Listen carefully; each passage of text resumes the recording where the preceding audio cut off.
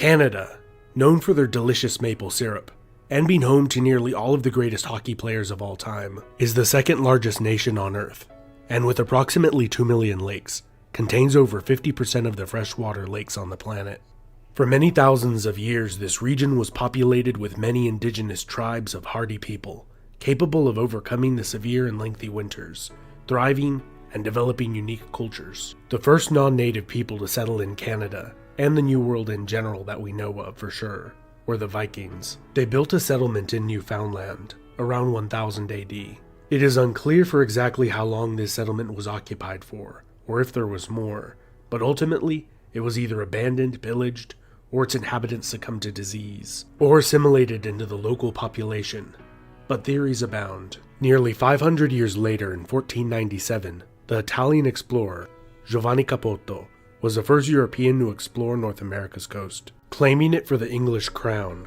Shortly after, the Spanish and the Portuguese would do the same, but remained uncolonized for several decades, with only a few seasonal Portuguese and Basque fishing outposts built, until the French arrived. Jacques Cartier claiming the land for France in 1534. He named the gulf and river after St. Lawrence's feast day on which he arrived. The French called the territory around the river Canada, after the native word for settlement. After several failed attempts at permanent settlement succumbed to starvation and disease, the cities of Quebec and Port Royal were successfully established. By 1670, the English colonies in the south had expanded, and new settlements were established in Newfoundland and south of the Hudson Bay. The fur trade, particularly in beaver pelts, became extremely lucrative, as it became the favored material for hat makers and luxury winter clothing in northern Europe. This greatly encouraged further northern settlement by both English and French fur trappers seeking to make a fortune.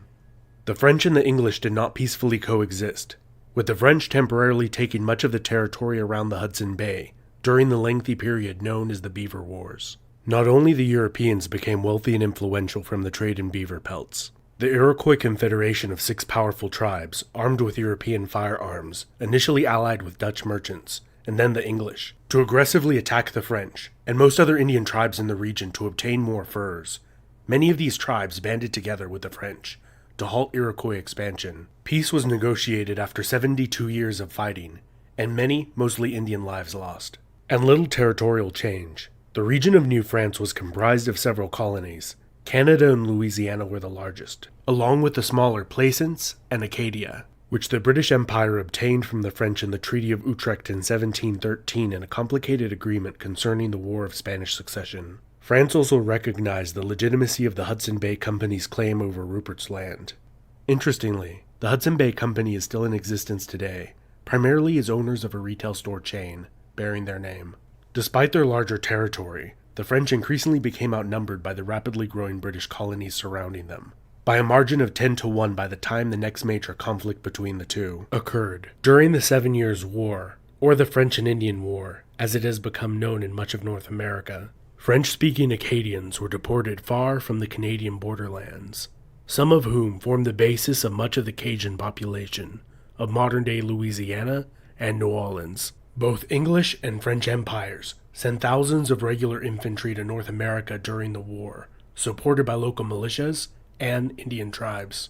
The greatly outnumbered French relied heavily on Indian allies and fought the British to a standstill early in the war, until the British successfully besieged the cities of Quebec and Montreal.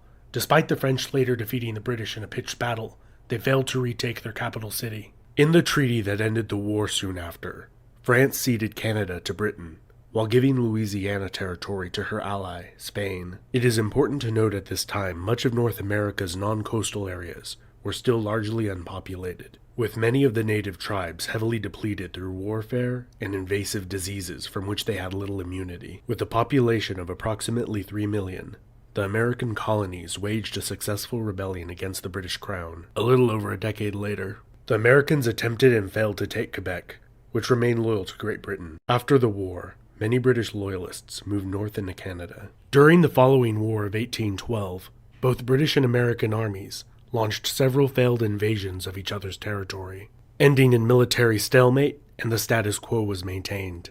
The treaties following the war established a more formalized border between the two nations. Despite the Canadians' desire not to join their American neighbors to the south, movements for self-rule increasingly grew among the Canadian lower and middle classes, culminating in the rebellions of 1837 and 38 that were severely dealt with and crushed, and saw the short-lived Republic of Canada established by William Lloyd Mackenzie. Despite the Republic's short-lived lifespan and diminutive size, widespread public support, not only from many Canadians, both French and English-speaking, but also from Americans to the south, spurred Great Britain's government to make major concessions in the rebellion's aftermath. The Act of Union in 1840 united Upper and Lower Canada into the new province of Canada, and the granting of responsible government soon after allowed for a far greater degree of self-rule to be exercised by the elected representatives of the people. In 1846, the disputed Oregon Territory was peaceably divided between Great Britain and the United States, pretty much by drawing a straight line and giving Vancouver Island to Canada. Throughout the 19th century, a massive boom in the logging industry fueled large waves of immigration to Canada, gradually replacing the fur trade as Canada's most lucrative industry. In 1867, the British North America Act, or more commonly called the Constitution Act today, established Canada as a self-governing democracy with Ottawa as its capital city. To the west, the Hudson's Bay Company negotiated the sale of Rupert's Land to the newly formed Canadian government. The Métis people, of mixed European, primarily French, and Indian ancestry, were the largest population of the Winnipeg area of what is now Manitoba. Fearing the land they had held for generations would be seized by newcomers from the east, they rose in rebellion, creating a provisional government. And after a tense standoff, and eventual occupation by federal troops, many of their demands were met, respecting their rights. The leader of the rebellion, Louis Riel, would lead another larger but less successful rebellion 15 years later that ended with his trial and execution. Louis Riel became a martyr, or villain, to many Canadians, his death increasing the tensions between Indian Métis, English, and French groups in society. Because of the key role the partially completed Transcontinental Railway played in the suppression of the rebellion, political support for completing it soared among English-speaking Canadians, and the railroad was completed in only 4 years from when it had begun. The 1890s saw the Klondike Gold Rush, in which over 100,000 prospectors set out to the remote Yukon region in hopes of striking it rich. Some did, but most didn't. After several decades of stagnant population growth, largely due to emigration to the United States, Canada's population sharply increased due to a good economy and high foreign immigration throughout the early 20th century. During the First World War, Canada, still a dominion of the United Kingdom, sent 620,000 troops to fight in Europe. 67,000 would die, while another 173,000 would be wounded. The staggering casualty rate grieved and shocked the nation. The war had a strong impact on Canadian nationalism and the desire to self-govern its own international affairs, which they obtained when the British Parliament passed the Statute of Westminster in 1931, which acknowledged Canada's co-equal status with the United Kingdom. Between the World Wars, Canada was hit particularly hard during the Great Depression of the early 1930s,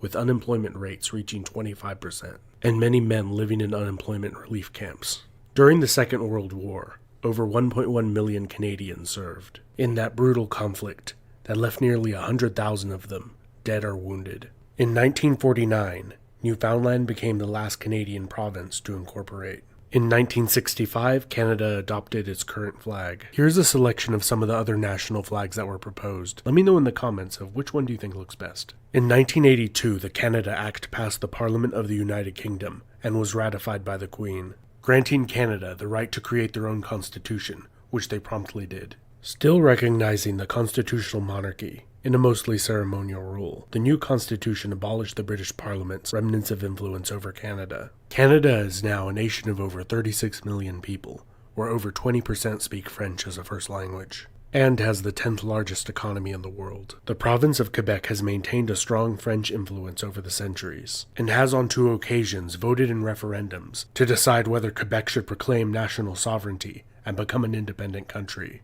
In 1995, it very nearly did not pass, with secession still being an issue till this day. This has been Epimetheus.